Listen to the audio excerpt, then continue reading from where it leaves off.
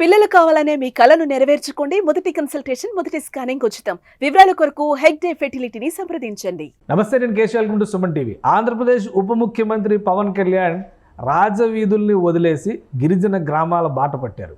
ఒకటి కాదు, రోజు కాదు, 2 రోజుల పాటు ఇదే ప్రాంతాల్లో పర్యటనలు చేస్తున్నారు. పైగా రహదారి మార్గాలు ఉన్న చోట్లే కాకుండా గిరిజనులు నడిచేటువంటి ప్రతి చోటికి వెళ్ళేటువంటి ప్రయత్నం పవన్ కళ్యాణ్ చేస్తున్నారు. దీని వెనకాల ఉన్నటువంటి కారణాలేంటి, ఎందుకు ఆయా గ్రామాలపైన ప్రత్యేకమైనటువంటి శ్రద్ధ డిప్యూటీ సీఎం కనబరుస్తున్నారు, ఈ అంశాలను విశ్లేషించేటువంటి ప్రయత్నం చేద్దాం. మనతో పాటు చంద్ర శ్రీనివాస్ గారు, పొలిటికల్ అనలిస్ట్ ఉన్నారు. చంద్ర శ్రీనివాస్ గారు నమస్కారం. నమస్కారం అండి. పవన్ కళ్యాణ్ గారు వెళ్ళడం అంటే ఎలక్షన్స్ ముందర యాత్రలు చేయడం, ఓట్ల కోసం వెళ్ళడం, ఇవన్నీ మనం సహజంగా చూస్తాం. ఇప్పుడు అధికారంలో ఉండి గవర్నమెంట్లో ఒక కీ పొజిషన్లో ఉండి కూటమిలో అటు కేంద్ర రాజకీయాల్లో ఇటు రాష్ట్ర రాజకీయాల్లో ముఖ్య పాత్రధారి అయి ఉండి గిరిజన గ్రామాల బాట ఎందుకు పట్టారు? పైగా జస్ట్ వెళ్ళి ఓపెనింగ్లు శంకుస్థాపనలు చేసి బయటకు వచ్చేయచ్చు. ఈయన ఊరూరు తిరుగుతున్నారు.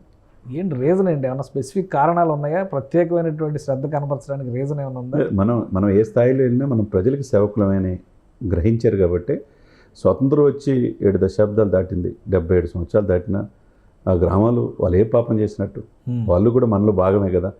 గిరిజన గ్రామాలు దాదాపు 55 గిరిజన గ్రామాలు ఇప్పటికీ రోడ్లు లేవు అంటే మనం ఎక్కడున్నాం?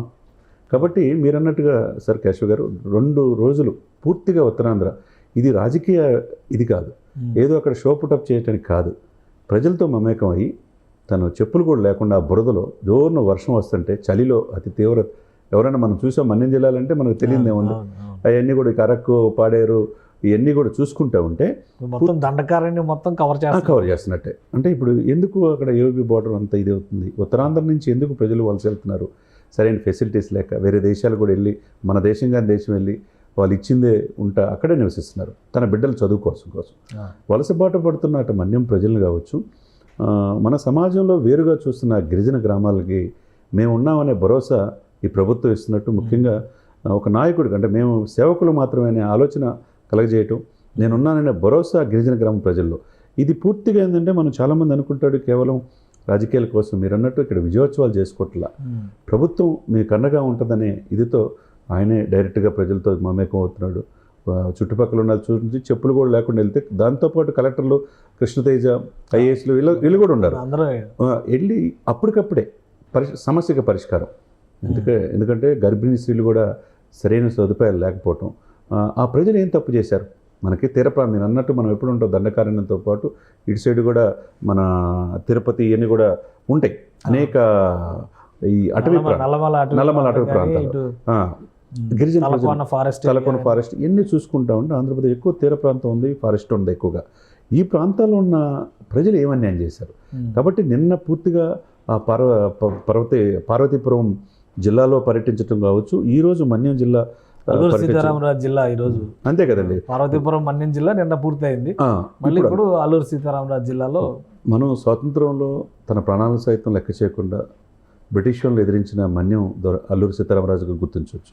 ఆ తర్వాత మనం ఇప్పుడు పవన్ కళ్యాణ్ గారిని చూస్తున్నాం.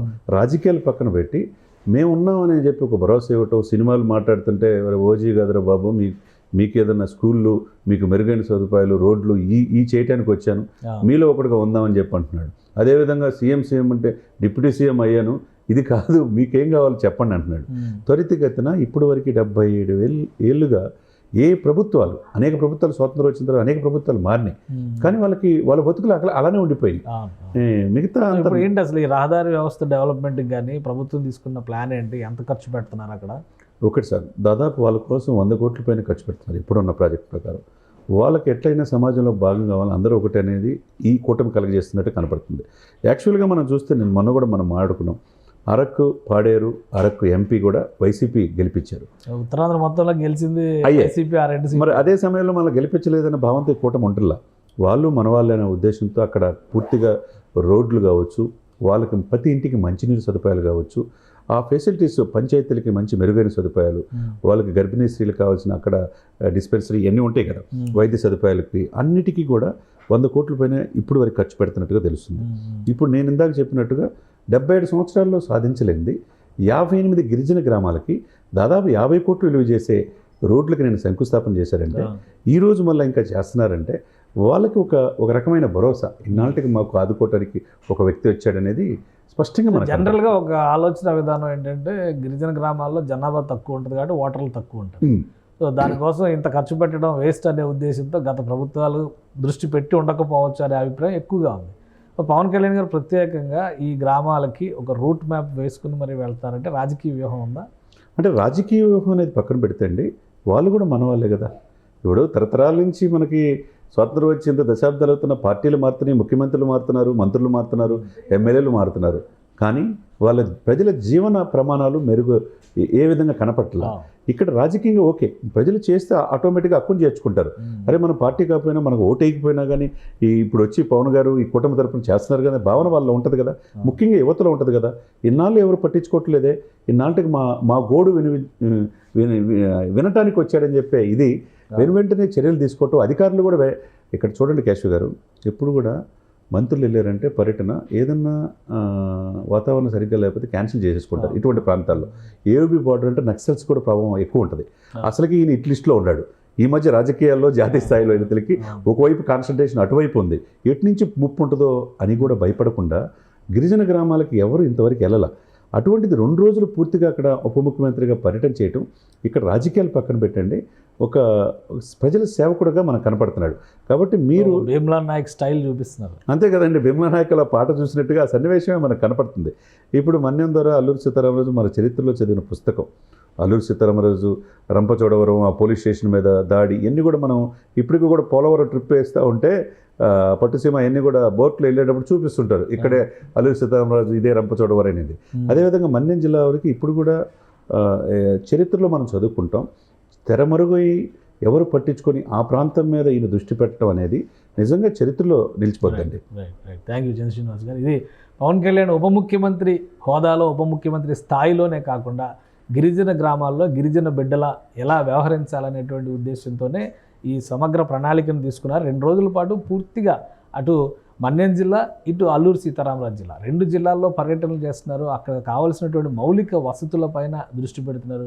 భీమ్లా నాయక్ స్టైల్లో ప్రతి వీధిని అక్కడ పలకరించడం అనేది ఇప్పుడు మన్యంలో ఉన్నటువంటి గిరిజన గ్రామాల్లో ఉన్నటువంటి ప్రజలకి ఒక ఆనందదాయకమైన సందర్భంగా మారింది. రాబోయే రోజుల్లో కూడా స్వాతంత్రం వచ్చి ఇన్నేళ్ళు అయినా కానీ అభివృద్ధికి దూరంగా ఉన్నటువంటి గ్రామాల అభివృద్ధి కోసం జనసేన పార్టీ అలానే పవన్ కళ్యాణ్ ఒక సమగ్ర విధానంతో ప్రజలకి చేరువయ్యే ప్రయత్నాలు చేస్తారని చంద్ర శ్రీనివాస్ గారు విశ్లేషిస్తున్నారు. ఇది special discussion. Keep watching. Suman టీవీలో మీ పర్సనల్ అండ్ బిజినెస్ ప్రమోషన్స్ కోసం కింది నెంబర్కి కాంటాక్ట్ చేయండి.